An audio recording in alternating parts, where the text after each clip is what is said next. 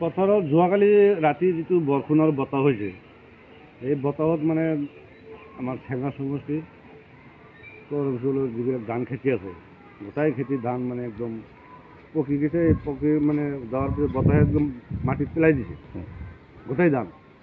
পেলাই দেওয়ার পিছত তো পানি বেজে গেছে। পানী দুই একদিনের ভিতরে যদি দিন ভাল নহয় তেনেহ'লে পানীটো ধানবিলাক গেজাই যাব, নষ্ট হৈ যাব। তেতিয়া চৰ অঞ্চলৰ মানুহৰ বহুত ক্ষতি হ'ব।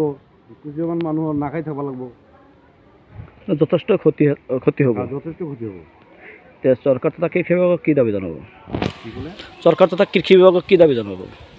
এখন চৰকাৰৰ ওচৰত দাবী জনাওঁ যে এই ক্ষতিপূৰণৰ কিবা ব্যৱস্থা কৰে যদি, তেনে চৰ অঞ্চলৰ মানুহৰ কিবা ক্ষতিৰ পৰা লাভৱান হ'ব পাৰে।